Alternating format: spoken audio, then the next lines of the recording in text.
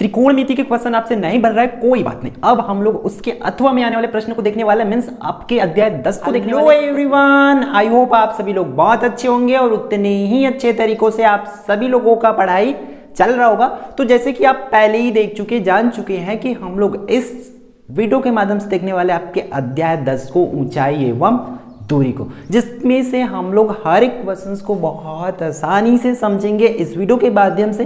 तो अगर आप लोग रियल में समझना चाहते हैं तो वीडियो को अंत तक देखना जरूर, क्योंकि हर एक चीज़, जितनी भी चीज़ आपको बताया जाएगा, कहीं ना कहीं आपके एग्जाम में वो बेनिफिट जरूर होगा, 100% गारंटी है। ठीक है, तो इस पाठ में दो चीज आएगा, इसको बेसिक जान लेते। एक तो आएगा क्वेश्चन जो है उन्नयन कोण से आती है क्वेश्चन, और दूसरी जो क्वेश्चन आती है अवनमन कोण से आती है। ठीक है, अवनमन कोण से, ये दो तरीका के क्वेश्चन इसमें से पूछा जाता है। कितने मार्क्स के लिए आती है? 5 मार्क्स के लिए आती है।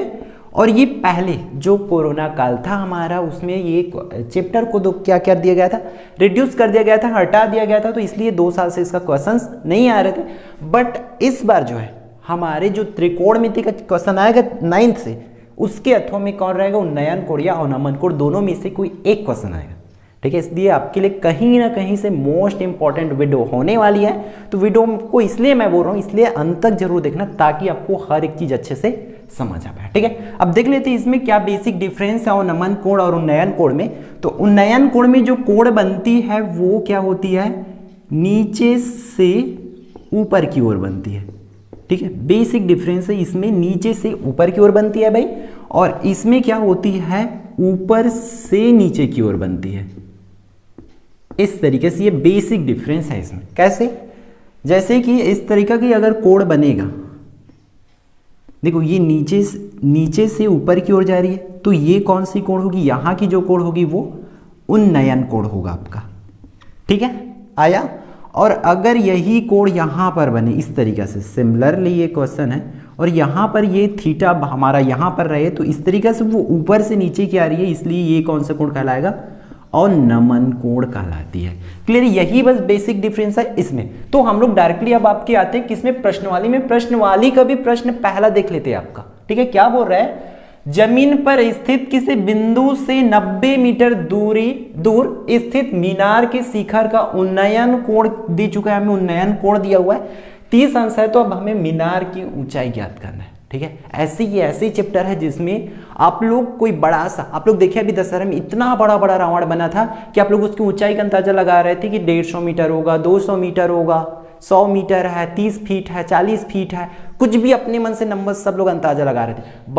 बट अगर आप लोग क्या किए होते, अगर इस वीडियो को देखकर जा रहे थे ना दशहरा मनाने, तो एग्जैक्ट आंसर बता पाते कि आपका जो रावण बना था, रावण का पुतला, उसमें कितनी, उसकी ऊंचाई कितनी है, ये आप लोग आराम से बता सकते हैं। क्यों? देखते हैं इस वीडियो में, इसलिए मैं बोल रहा हूँ वीडियो को अंत तक जरूर देखना। जैसे कि कैसे निकालना है वो आप लोग यहाँ से आराम से सीख जाएंगे। ठीक है, उसमें भी आपको उन्नयन कोण और अवनमन कोण का यूज करके आप बता सकते हैं कि नीचे में एक जगह में खड़े खड़े आप उसका ऊंचाई बता सकते, बिना एक टेप लेके चढ़े बिना। ठीक है, ठीक, चलो हल करना है इसको हमें इस तरीके से। देखो, जमीन पर स्थित किसी बिंदु से, जमीन पर वो बिंदु कहीं पर भी हो सकता है, मान लेते हैं यहां से एक बिंदु है, यहां से 90 मीटर की दूर स्थित, यहां से एक 90 मीटर ऐसा ले लिए, इस 90 मीटर दूरी पर क्या है? एक मीनार है। ठीक है, एक ऐसे लंबा सा एक मीनार खड़ा हुआ है। ठीक है, मीनार के शिखर का और इसके जो शिखर का उन्नयन कोण है, इस तरीके से जो कोण बन रहा है वो कितने अंश का है भाई? 30 अंश का है। तब हमें क्या करना है? इसकी ये वाली जो ऊंचाई है ना, उसको निकालना है। ठीक है, आ गया होगा आखिर आपको क्वेश्चन समझ। तो हम लोग इसको कुछ नाम दे देते हैं, ABC, इस तरीके से एक नाम दे दिए। तो हम लोग को कुछ इस तरीके से इसमें लिखना पड़ेगा, माना कि क्या मान लेते हैं? AC क्या है? हमारा मीनार है। इस तरीका से हम मान लेंगे। क्लियर? यहां तक AC को हमने मीनार माने हैं, तो उसी की ऊंचाई को हमें निकालना पड़ेगा। तो यहां पर आप लोग क्या लिख सकते हैं? दिया है, क्या दिया है हमें? जो BC है। ठीक है, ये BC को क्या है भाई? हमारा BC को आधार मान लेते हैं इस तरीके से। आधार कितना दिया हुआ है? BC बराबर 90 मीटर, ये दिया हुआ है। और कोण कितना का बन रहा है? उन्नयन कोण। ये प्रश्न में ही दिया हुआ है ना आपका, उन्नयन कोण कितने अंश का बढ़ रहा है, 30 अंश का बढ़ रहा है। उन्नयन कोण भी बी पर बढ़ रहा है, ठीक है। तो अब देखो यहां पर मैं इसको आधार क्यों माना, ये वाला देखो जहां पर कोण बनता है उसके सामने वाली भुजा हमेशा लंब होती है, इस चीज को याद रखना। और जिसमें ये समकोण हो और कोण हो वो हमेशा आधार होती है, इसलिए मैं यहां पर बीसी को आधार बराबर 90 मीटर लिखा हूं। क्लियर यहां तक, ठीक है। अब देखो उन्नयन कोण इतना दिया है तो हम लोग त्रिभुज ए बी सी में ले लेते हैं। अब इसमें देखो हमें इसका मान निकालना है और ये मान दिया हुआ है, ठीक है, इसकी एसी की मान निकालना है। अब आपको एक चीज याद रखना, ये वाली जो मैं बताया था आपको त्रिकोणमिति जब हम लोग पढ़ रहे थे, क्या एक लाल और इसके नीचे में के ए ऐसा, ठीक है। तो इसमें देखो ये क्या है, लंब बटा कड़, आधार बटा कड़, लंब बटा आधार, ठीक है। ये आपका ऊपर से करेंगे तो साइन कॉस टेन ऐसी होती है, और नीचे से करते जाएंगे तो ये होती है कॉट, और ये क्या होती है सेक, और ये होती है कॉसेक की वैल्यू, ठीक है। ये साइन लिख लेना, यहां पर कॉस, यहां पर आप लोग टेन लिख लेंगे।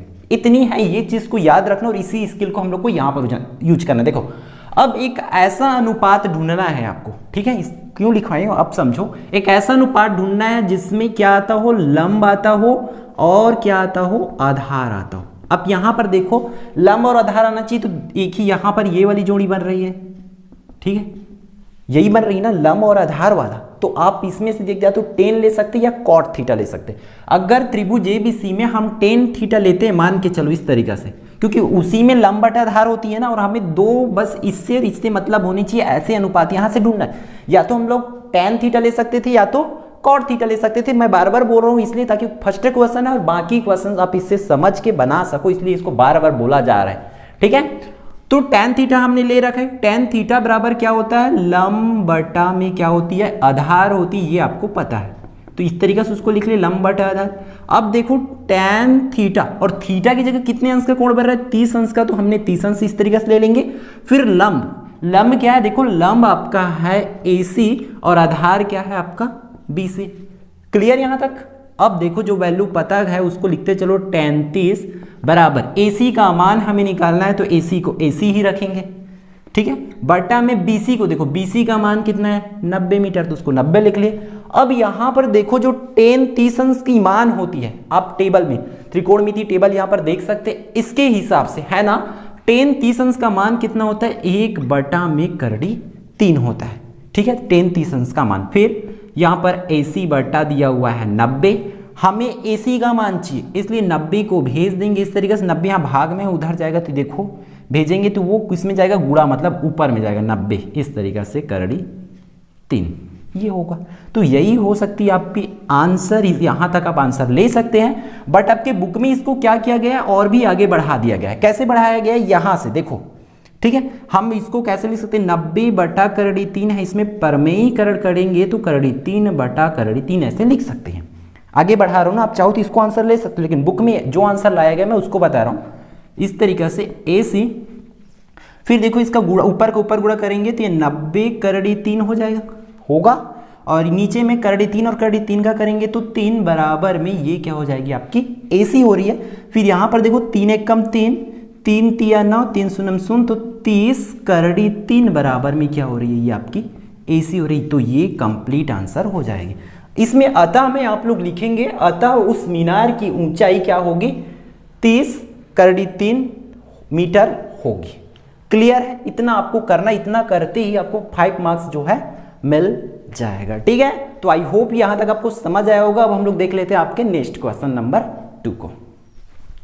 तो प्रश्न नंबर 2 में देखो दिया क्या है कि एक ऊर्ध्वाधर स्तंभ जिसकी ऊंचाई को, देखो कोई स्तंभ है उसकी ऊंचाई को दे दिया है कि 3h मीटर है, ठीक है, के पाद बिंदु से, और उसी के पाद बिंदु से करड़ी 3h दूरी पर स्थित किसी बिंदु के स्तंभ से शिखर का उन्नयन कोण ज्ञात करना है। क्वेश्चन बहुत आसान है। देखो हमें क्या बोल रहा है कि कोई स्तंभ है, इस तरीके से मान लेते हैं हम, हमारा AB नामक कोई स्तंभ है जिसकी ऊंचाई है 3h मीटर, ठीक है। AB एक स्तंभ है, हमने मान लिया, माना कि हल कर रहे हैं ना डायरेक्ट, माना कि AB एक स्तंभ है, ठीक है, जिसकी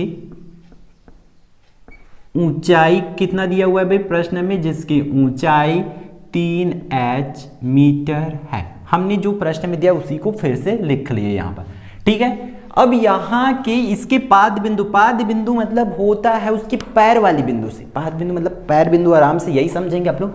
यहाँ से इसके पाद बिंदु से कितनी दूरी पर, इस तरीका से कुछ कितने 3h मीटर की दूरी पर है। क्या करना है आपको, किसी बिंदु से उसके मीनार का क्या दिया हुआ, स्तंभ का उन्नयन कोण ज्ञात करना है। मतलब यहाँ पर जो कोण बनेगा उस चीज को आपको ज्ञात करना है, ठीक है। तो हम लोग इस तरीके से लिख लेंगे, एवं उन्नयन कोण कितना ले लेते हैं, उन्नयन कोण थीटा है। तब देखो त्रिभुज ए, इसका नाम सी रख लेते हैं, तो ए सी बी में इस तरीका से हम ले सकते हैं, ठीक है। त्रिभुज एक लिया, इस त्रिभुज में देखो अभी हमारे पास ये वाला वैल्यू दिया और ये वाली, यहां पर थीटा बरत इसके सामने वाला हमेशा क्या होगी, ये वाली लंब होगी, ये आपको पता है। और ये नीचे वाली क्या बनेगा, आपका आधार बनेगा। क्यों, ये तो पहचानना आप जानते हैं, जिसमें समकोण हो और कोण हो वही क्या होती है, आधार होती है ना। और जहां पर कोण बन रहा है उसके सामने वाला हमेशा लंब होती थी, इसके हिसाब से। तो अभी भी सिमिलरली जैसे पिछली बार हमने जो दिमाग लगाए थे कि हमारा लंब और आधार आए, ऐसा कोई अनुपात ले लो, तो यहां पर लंब और आधार किस में आ रहा है, tan थीटा में आ रहा है। इसलिए हम लोग यहां पर भी tan थीटा ही लेंगे। tan थीटा बराबर होती है क्या, लंब बटा आधार, है ना। अब दूसरा लेंगे भाई, मान के चलो मैं साइन थीटा ले लेता, साइन का तो लंब बटा कड़, कड़ का तो कोई मान ही नहीं दिया हुआ है, तब तो हम फंस जाते ना, कुछ नहीं कर पाते। समझ रहे हैं आप इतना, इसलिए हमने याद इसके हिसाब से लेते हैं, कौन सा वैल्यू दिया है कौन सा निकालना है, उसके हिसाब से इसको लेते हैं, इस चीज को समझना, ठीक है। तो tan थीटा बराबर लंब बटा आधार इसीलिए लिए हैं, तो फिर से लिख लेते हैं tan थीटा बराबर लंब का, देखो लंब क्या है हमारा, इसमें AB है और आधार कितना है, BC है, उसको भी लिख लिए। फिर tan थीटा बराबर आपका क्या लिखेंगे, AB का मान देखो कितना दिया हुआ है, 3h दिया हुआ है, ठीक है। सिमिलरली BC का जो मान है करड़ी 3h दिया हुआ है, तो tan थीटा बराबर देखो h और h कैंसिल हो जाएगा, तो ये बाकी रहेगा इतना, क्योंकि h और h जो है आपका कट गया, ठीक है यहां तक। फिर इसी में देखो डायरेक्ट मैं परमेयीकरण कर देता हूं इस तरीके से। चलो अगला स्टेप में करते हैं, वरना आप लोग कंफ्यूज हो जाएंगे। क्या हो जाएगा, tan थीटा बराबर 3 करड़ी 3, इसका परमेयीकरण, इस करड़ी 3 का परमेयीकरण करेंगे तो इस तरीके से होगा, करड़ी 3 बटा में करड़ी 3, ठीक है। अब इसमें क्या करना है आपको, ऊपर का ऊपर गुणा करना है, नीचे का नीचे, इस तरीके से मैं यहां पर कर लेता हूं। tan थीटा बराबर, यहां आप लोग सोच रहे होंगे कि थीटा का मान क्यों नहीं रख रहा है भाई, है ना। अगर आपको डाउट है तो मैं बता दूं भाई, हमें थीटा का ही मान निकालना है, उन्नयन कोण ज्ञात करना है, ठीक है। तो देखो इसमें ऊपर का ऊपर गुणा करेंगे तो ये होगा 3 करड़ी 3 बटा में देखो करड़ी 3 और करड़ी 3 का गुणा करेंगे तो नीचे में हो जाएगा 3, तो फिर ये 3 और 3 कट जाएगा, तो tan थीटा बराबर जो है आपका बाकी रहेगा करड़ी 3, इस तरीके से लिख लेंगे।